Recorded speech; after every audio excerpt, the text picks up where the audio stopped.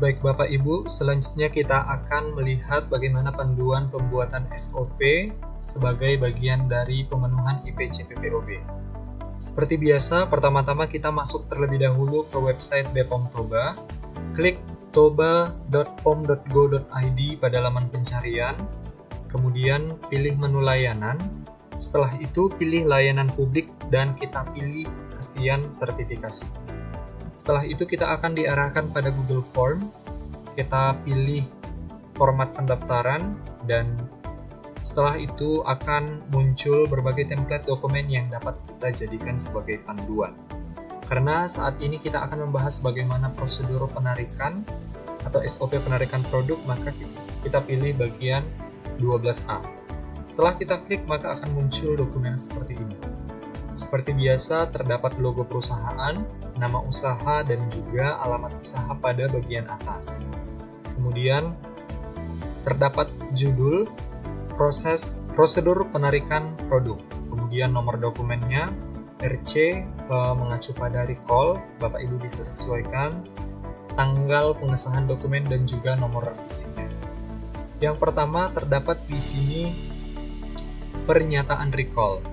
Usaha Sian menetapkan kebijakan penarikan produk yang tidak sesuai persyaratan dan telah beredar sesuai dengan kategorinya.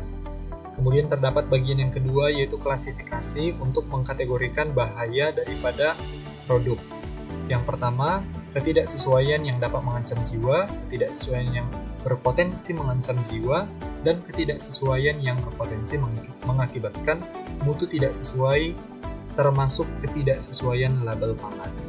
Adapun waktunya adalah tindakan penarikan produk, yaitu segera setelah ditemukan ketidaksesuaian.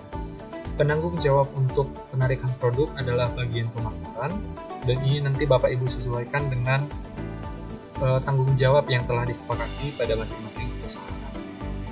Adapun prosedurnya terdapat yang pertama, menetapkan agenda penarikan produk, yaitu pembentukan tim penarikan, mengecek stok produk di outlet atau distributor tempat kita bekerja sama, dan juga menentukan klasifikasi atau kategori penarikannya seperti yang ada pada bagian 2. Yang kedua, memberitahukan kepada distributor, konsumen, balai POM, dan bila perlu diadakan press release untuk menyatakan terjadinya ketidaksesuaian pada produk kita sehingga perlu diwaspadai dan segera ditindak untuk ditarik produknya. Kemudian yang ketiga, stop distribusi produk pangan dan menarik produk yang tidak memenuhi persyaratan hingga ke tingkat konsumen. Kemudian yang keempat, menangani produk yang ditarik. Nah, untuk penanganan produk yang ditarik ini kita sesuaikan dengan klasifikasi yang telah kita tetapkan sebelumnya. Klasifikasi yang pertama, jika tidak membahayakan kesehatan, maka diproses kembali sampai memenuhi persyaratan. Kemudian yang kedua, jika produk yang ditarik membahayakan kesehatan karena aspek keamanan pangan, maka dapat dimusnahkan dengan cara dibakar di tempat yang telah ditentukan dengan disaksikan oleh wakil dari industri pangan dan pihak terkait lainnya termasuk Balai POM ataupun Dinas Kesehatan Kabupaten Kota setempat. Kemudian melaporkan secara tertulis kepada Balai POM dan Dinas Kesehatan Kabupaten Kota bahwasanya terjadi pemusnahan produk karena membahayakan keamanan pangan. Kemudian yang kelima, melakukan tindakan koreksi. Tindakan koreksi ini berarti apa yang harus dilakukan setelah terjadinya kejadian penarikan produk tersebut atau pemusnahan produk tersebut. Kemudian terdapat rekaman recall. Jadi rekaman recall ini yaitu rekaman pemberitahuan kepada distributor, rekaman produk yang ditarik beserta berita acaranya, rekaman sumber masalah dan tindakan koreksi yang dilakukan, serta berita acara pemusnahan produk yang ditarik. Kemudian pada dokumen ini terdapat pembubuhan tanda tangan seperti pada dokumen sebelumnya. Kemudian kita akan melihat bagaimana form penarikan produk untuk memudahkan kita dalam mengidentifikasi produk yang ditarik. Seperti biasa, pada header ada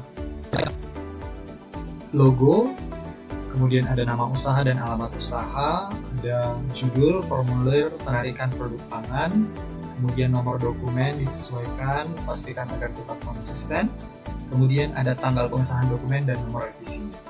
Pada bagian A terdapat kolom informasi penyebab penarikan. Penyebab penarikan misalnya terdapat kejadian luar biasa karena keracunan pangan begitu.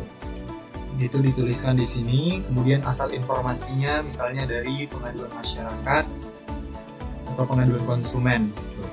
B, informasi pangan yang ditarik dibuatkan kolom untuk jenis pangannya, nama dagangnya, berat bersih, jenis kemasan yang digunakan, kode produksi, tanggal kadaluarsa, nomor izin edar, produsen, jumlah produksi, jumlah pangan yang terkirim dan terjual, jumlah pangan yang tersisa di gudang, dan juga rencana tindak lanjut terhadap pangan yang ditarik. Kemudian pada bagian C, terdapat kolom distribusi atau penjualan pengiriman produk yang ditarik. Terdapat kolom untuk tanggal pengiriman, jumlah yang terkirim, siapa distributornya, kemudian nomor surat jalannya, kemudian nomor kendaraan, dan jumlah yang tersisa pada distributor. Dan pada bagian akhir terdapat kolom persetujuan tanda tangan.